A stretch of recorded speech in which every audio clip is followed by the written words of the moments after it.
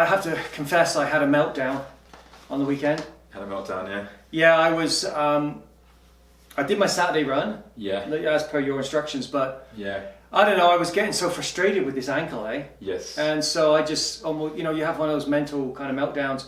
Yeah. Where why am I doing this? Why am I bothering? Should I be resting? Yeah. All that kind of mental game, and it was, and I'm sure it's, there's no good in me moaning it. Lots of people have that. I mean, for different reasons. So, Sure. Yeah. so I took a break.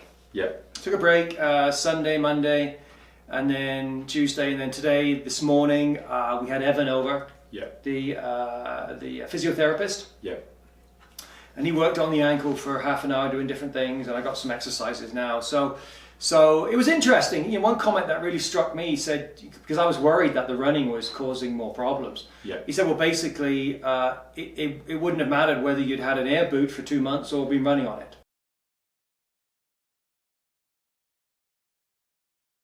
He said it would be in the same situation, which was a bit of an eye opener. Because sometimes I think we tend to, our default tends to be, we'll rest it, right? Rest it. And I know for back issues, that's even changed over the years, right? But anyway, so after talking to him and then obviously talking to you, I just want to let you know I'm back on track, all right? Cool. You're into this. I'm back on, okay, mate? Yeah. Whatever, you just line me up and I'm going to keep going. Yeah. So probably, I hate to say it, but we talked about the first 5K race. Yes. Was scheduled for Airdrie on April the 15th, which is only a month away, and I'm not gonna race that one, okay? In fact, what happened is yesterday I was at Sport Check speaking to a number of the employees, and they roped me into the Mother's Day 5K. Right. Which is good, which is on May the 5th. Okay. So I think May the 12th. So May the 12th, I think we'll make that, right? Right. The first. You've got to give yourself a chance of some kind of decent running in the race. So I can imagine you've probably heard this kind of whining and crying from many of your clients. No, I'm the first one. Yeah. Okay, I'm pathetic. Yeah. Anyway, I'm sure there are people who have, in the history of running, been in the same spot. So anyway, it's just it's funny, isn't it? It's a funny old thing. It is. It's a head game, and one of the biggest parts of injury recovery is psychology. Yeah. And whether you get it right or not. Mostly you've had an attitude which has been bang on. I think this one is taking its time, and that, from what I've seen personally with ankles, it's quite common. It just ticks along, and you can kind of get stuck in a plateau for a while, and then almost without you knowing, you suddenly go out and run, and there's nothing anymore. That's what I'm kind of wondering. Maybe that'll be the way it happens. So I just kind of forget about it, and it kind of comes around. So. Again, it's just I'm just doing what I can do, I think. And it's really by injury. Each one's different. A lot of them do need active recovery, which is what you've been talking about there. Yeah. Once you've gone through the first 2 weeks of that acute phase, then you need active recovery for a lot of these running injuries or almost running injuries. It's not everyone. So some of them, unfortunately, do require zero impact and a lot of time off. Okay. But this one is one that a stimulus to get it recovering. Okay, that's good. Helps. Okay, for sure. And that's the approach we're taking. So it's a controlled test and stimulus, and things like the cross training. Good. Yeah. Well, actually, last Wednesday when I was here, we talked, and that day I had actually an event, a race kind of thing, the Secret Marathon 3K. Yes. Okay, yeah. and so that was last Wednesday night. We had participants from all over Canada. We had over 1,000 participants in Canada and also around the world. We had some run walkers in US, the UK, and even a group of men and women in Afghanistan who did the event. And it was all for running and walking and working together for equality. So it was a very cool event. And I did walk it, Malc. Yeah, I did walk it. Okay, yeah. Have my Garmin. 36 minutes 40 seconds. Just to let you know. Yeah. But it was a lovely night in Calgary.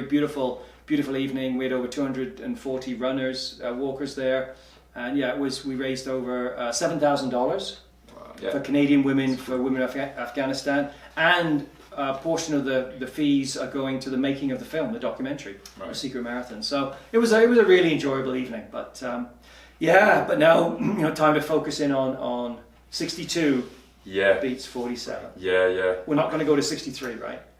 Well, that's really up to you. Yeah, I know. No, I'm very. I don't want to make a new T-shirt. Yeah, I know. So I think we're going to stick to this. So that's kind of that's kind of my week. How about yourself? What have you been up to? Anything of interest? Anything you want to share with the viewers here? I mean, I went. It's sort of some kind of running related, roughly stuff. But I've been lucky enough to hook up with someone I haven't seen for about 4 years, and we have a long history that goes back. He lives in Sweden, but he's now one of the top adventure filmmakers and photographers in the world right now. And we sort of started off on our journey back in about 2008 or so, and before he was a photographer and filmmaker. So it's cool to see him coming here to the Rockies and helping kind of show him around a little bit. And yesterday we were doing some photographic stuff in the mountains. So beautiful. Yeah, good times. Relaxing.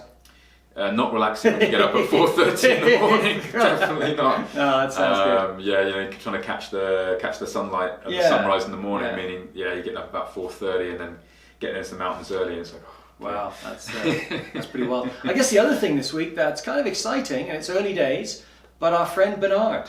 Yeah, Benard. We should talk about Benard a little bit. Yeah. Give him a little intro there.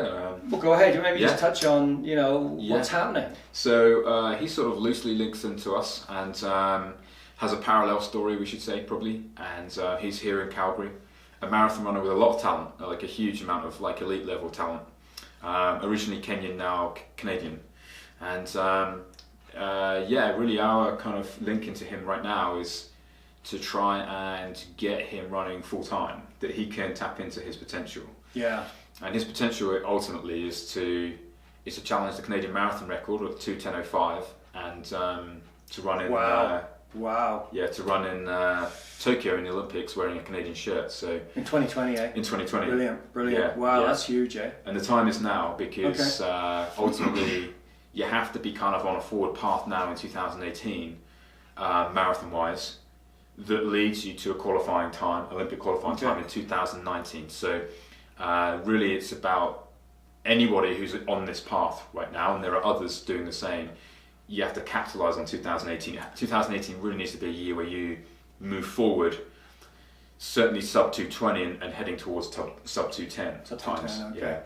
No, that's amazing. So we are, Malc and I are part of Team Benard. As you christened it yesterday. Team Benard, yeah. And so I heard you're going to make some new t-shirts. We're going to have make some more t-shirts. But there's going to be a fundraiser. We're going to hold a fundraiser for Benard on April the 28th at I think it's called the Crew Club in Calgary. Okay, so there'll be more information on that. But it's going to be a really cool evening. Basically introducing Benard to the Calgary public. So it's going to be a super time. Yeah, it would be cool to. What we're looking at doing, obviously, is we're going to have a limited number of people going to be able to make this event, and 100 tickets. That's it. 100 tickets. Yeah, but it would be what we're really looking at in general is just raising awareness of his story. Across runners, really across Alberta, basically, like that this is happening, and Well, he's got a new sponsor. If we can mention that. Go for it. New Energy. Yeah. New Energy. Have agreed to sponsor Benard. They also sponsor Eugene, the tennis player. Bouchard, yes. Yeah. So very excited about that. For Benard, I feel the guy just needs a break. Yeah, he's a wonderful fella. He's a family man, married, 2 lovely daughters, and it's a bit of an underdog story, isn't it, Malc? To be honest with you, he's had his up and downs in the running world, right? Yeah. But we feel he's back from injury, and just hope we can. Do whatever we can to help this guy have a shot. Yeah, that's what you want. All you want is a shot. For any runner, really, it's just about can at some point in their career can they have a shot where they can show what they can do, and he's reaching the tail end of his career, so he really has just one more shot. Really, one more chance. This is the Rocky of the marathon world. Am I correct? That's a good way of framing it? Yeah, in a way. Not bad, eh? Rocky. Rocky. That's a pretty good analogy. Yeah, this is it. So anyway, just want to share that with you because it's kind of exciting, and you kind of, for a fellow who has really had an incredible journey from Zambia, right? Rural Kenya. Rural Kenya. Yeah, rural Kenya. Yeah. Literally classic running to school and all that. All that stuff. Coming here now, a Canadian citizen, right, with his family, working in Calgary. Yeah. Just want to give him a shot. Let him do some full-time training. Yeah. And just see what he can do. Yeah. Trying to it's all about unlocking your potential. Yeah, and it kind of relates to anyone out there who harbours some kind of serious goal. There's kind of a theory, there's a philosophy that I use in coaching that I've used in sport as well, and people use in sport generally, which is that you can't kind of fight what's happening in your life and also give yourself a chance at reaching these big goals.